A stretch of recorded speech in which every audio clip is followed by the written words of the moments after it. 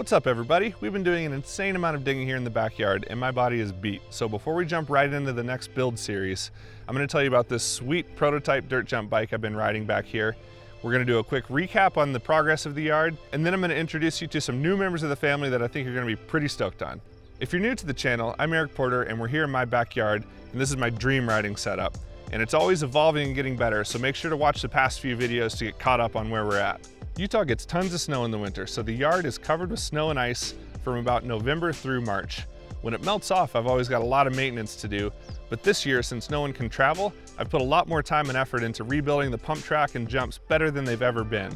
We started with the pump track, got that running, then turned that into more of a jump track so the kids can get some more air, and then we focused on the big line to get the first, second, third, and fourth jumps running, and they are running better than they've ever run. I'm super pumped on how they turned out, and I can't wait to keep the momentum going. The next builds we're going to be doing in the yard is tuning up the trick jump so that we have a nice soft landing for trying new stuff.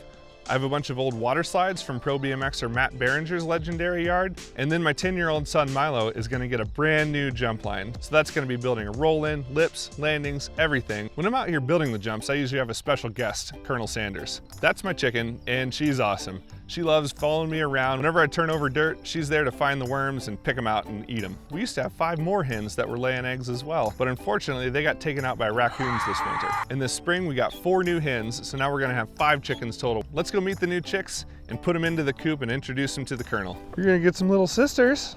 It's like a gimbal. We should just mount the camera to the chicken's head. Look at that. How does that work? The head stays in one place and the body moves around. This is where we've raised the chickens since they were little baby chicks. Time to move them out to the coop. Now we just have to catch them.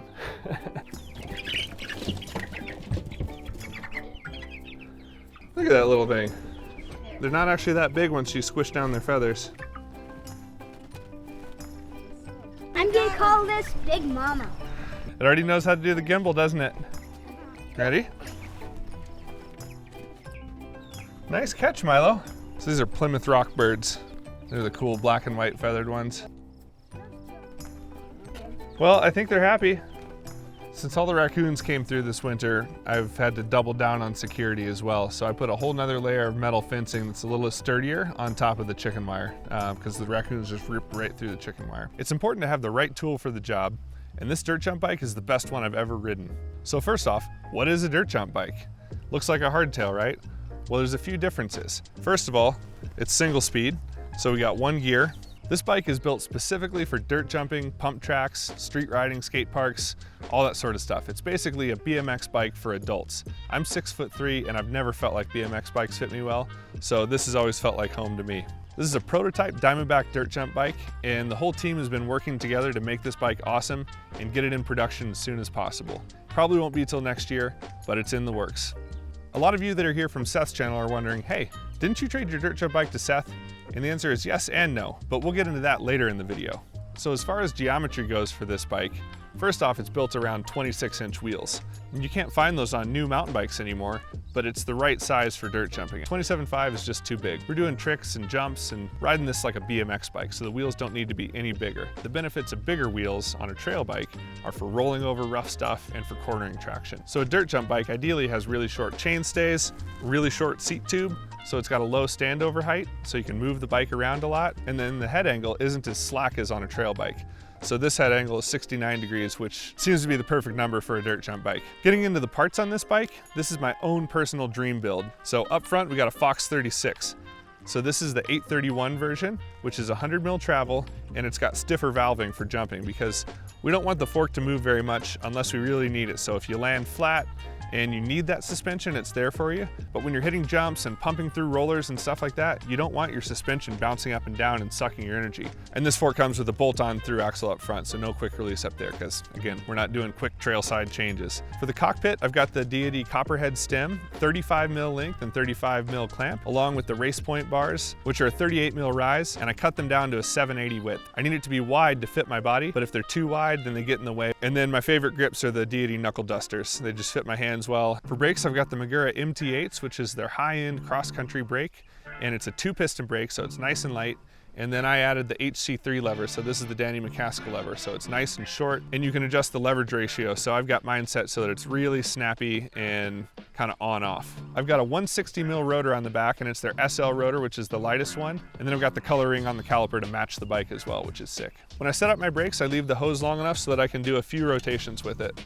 That way, if I'm doing a line, I can do a couple tail whips, whatever, and not run into problems. And then on the front of the bike, I usually zip tie it in place to hold it where it needs to be so it's not flopping all over with having a longer line like that. Down to the drivetrain, I've got the Deity Vendetta cranks with the tie spindle to keep it light. And then for gearing, I'm running a 25 tooth up front and a 12 tooth single speed in the rear. And then I'm running my all-time favorite pedals, which is the Deity T-Mac pedals. These things actually fit my feet, and they're always there for me. They don't bend if I have to throw the bike and jump off or whatever. The wheels are one of the coolest parts of the bike. These are Industry 9 torch hubs. It's basically instant engagement. So if you're making little moves and ratcheting and you need just a little bit of speed here or there, it's there for you. There's no slop. And this rear hub is bolt on as well, so it always stays exactly where I set it. The rims I used for this are made by Reynolds, and they're actually the last 26-inch rims they ever made. I don't even think I can get them anymore, but they've been really durable and strong, and they're obviously super light because they're carbon. For tires, I'm running the Kenda Slant Six up front.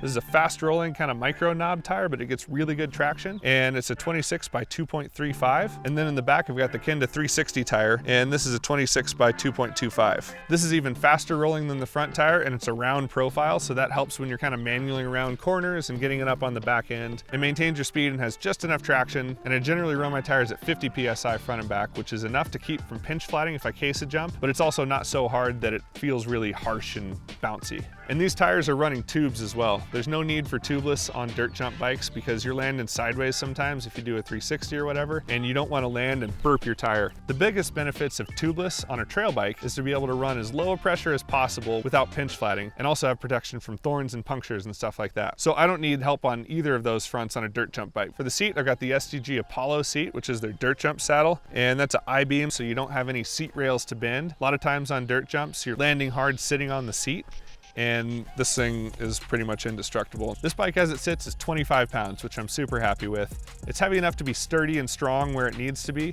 but it's also light enough that I can track tables, throw it around, whip it, and do tail whips and whatever, and it's easy to move. So those of you that were wondering about Seth's trials bike, I'll tell you that story. Seth came out here last year, and he was hitting my jumps on his Sinker Carbon, which is a trail bike. Again, it looks like a dirt jump bike, but it's very different geometry, and it's really just not set up for jumping.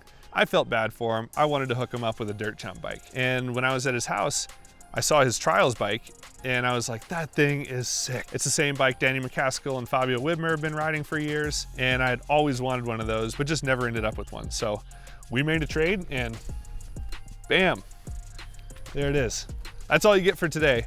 I'm gonna do a full bike check on that in another video, and we're gonna ride some trials and build some features to ride trials on. But today is all about dirt jumping, so we're gonna stick to this bike for now. So Seth is pumped on his dirt jump bike, and he's been hitting the airbag and riding it at his trails back at home, and I'm super pumped on my trials bike. So great trade, thank you, Seth. I'm gonna have some fun building some trial stuff to ride on this bike in the yard. Thanks again for watching. We'll see you on the next build here in the backyard. Get to Mitch. You.